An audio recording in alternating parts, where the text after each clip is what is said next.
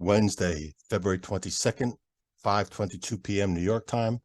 U.S. futures markets closed. The U.S. stock markets closed. We're doing a review of the Forex market, also known as the currency market. We're looking at a one-year chart. Each candle's a week. Since it's Wednesday, the current candle's not done yet till the close of 5 p.m. Friday. Look at the dollar, U.S. dollar index. Symbol, $ Delta X-ray Yankee. Yep, that's one of the U.S. futures exchanges this trades on, called ICE. So the current candle is an inside candle. Simply means the high and low do not take out the prior candle. High or low, yeah. Inside candle. It's a hollow candle, equivalent to a green candle. And look, the trend is up. We're making higher highs. Yeah, last week made a higher high and higher low. It closed above that prior week close. So again, the momentum's to the upside. The current candle, yep, is trading above the body, the close of the prior candle. Momentum to the upside. We are now inside a supply zone. There were prior sellers here, and they sold. This is a key level because we're inside that range. Last week, we went inside it and closed below it. They didn't occupy, they didn't keep control of the battlefield. Well, now we're inside of it, and maybe we'll break above the high of here. I am currently long in U.S. dollar positions. Yep, with the stock ETF and options.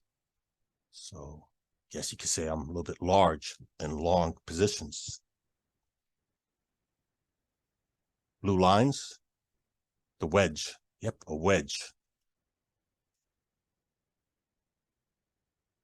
That is changing because, again, we're coming back in here and we could push up higher into there and then consolidation break up to the upside.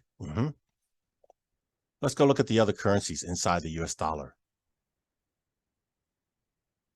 Look at the major currencies in the US dollar, the ones that represent the first or in the futures market. The first one's the euro, /6E. Red for the week, lower high, lower low. Understand?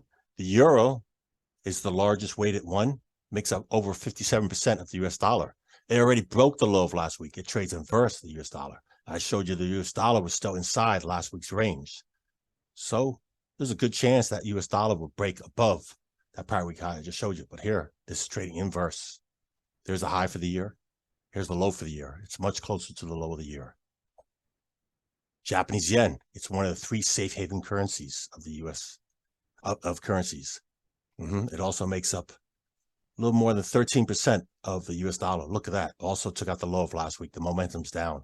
Took out that low of the year too. So now it's at a new low. A new low. Yep. So let's update that.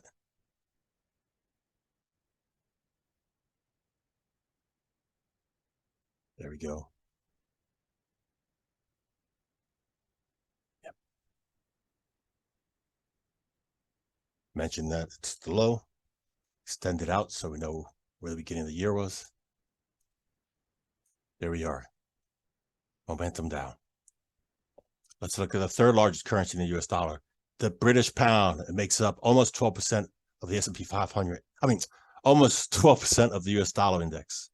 Look at that, inside candle, inside candle.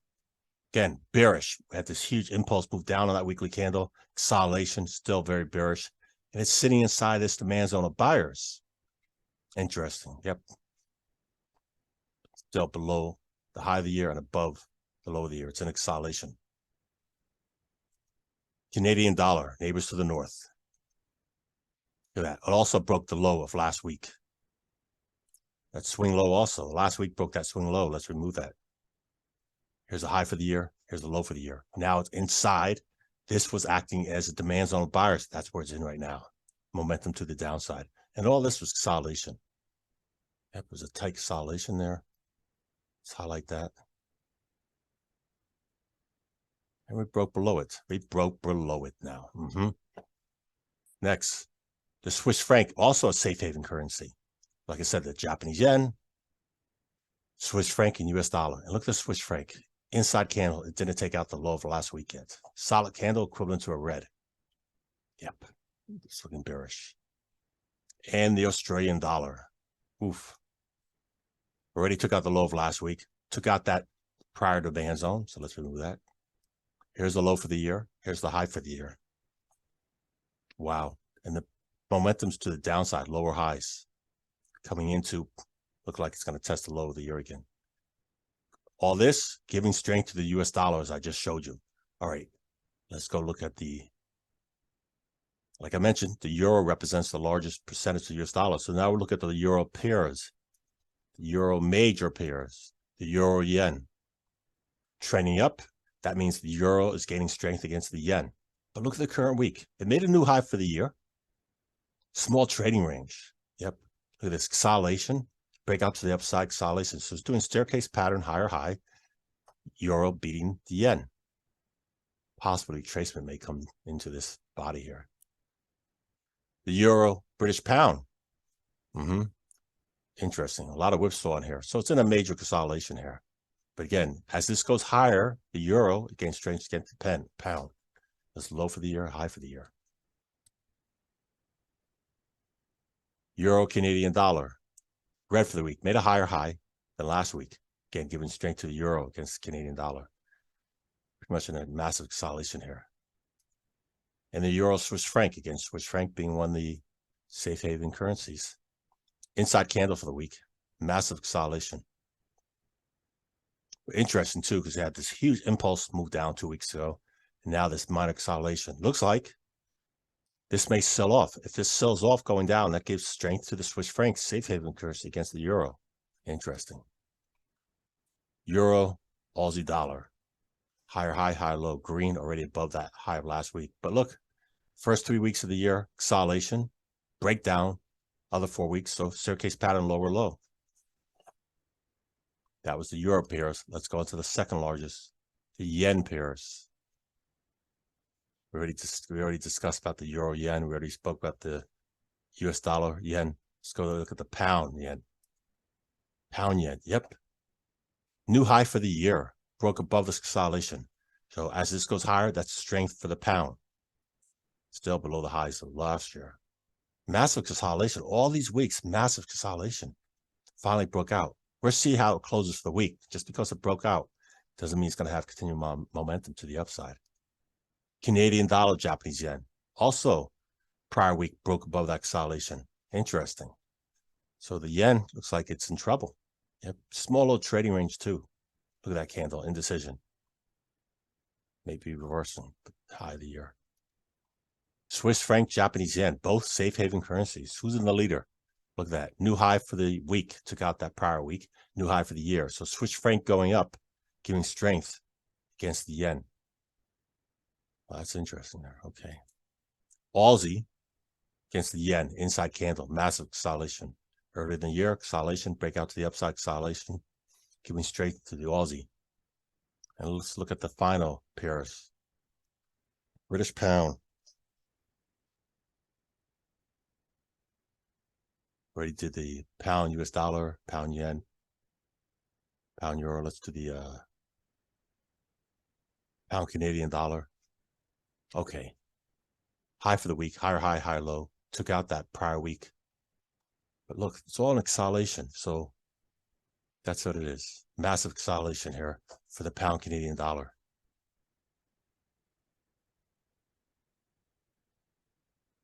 Pound Swiss franc, green for the week. So giving strength for the pound. But again, massive consolidation here. Very tight too. This was the consolidation at the end of last year, the last 3 months. And now look at this. Even a tighter consolidation. Very tight here for the pound Swiss franc. Now we're looking at the Australian dollar. Sorry, the British pound, Australian dollar. Green for the week. Made a higher high, higher low. This was a tight wedge here. Interesting. So it broke above that tight wedge. Right there. Tight wedge. Oops, there. There we go. That was a coil getting tighter, tighter. Inside candle broke above that and out of that, giving strength to the British pound. This may be concerning right there. That wick right there, which happens to be the high of this year. That may be well, it is. Supplies on a seller, so we'll see what happens if it gets in there. Yeah, this is interesting because it may be just a retest. A retest in a zone that may be a supply zone for sellers to go short. We'll see how it goes.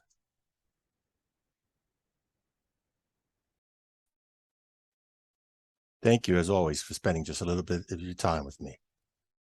If you've gotten value from this video, if this was helpful, then please consider sharing a small monetary donation to my channel by going below and clicking on my PayPal or Venmo. You can leave a small tip.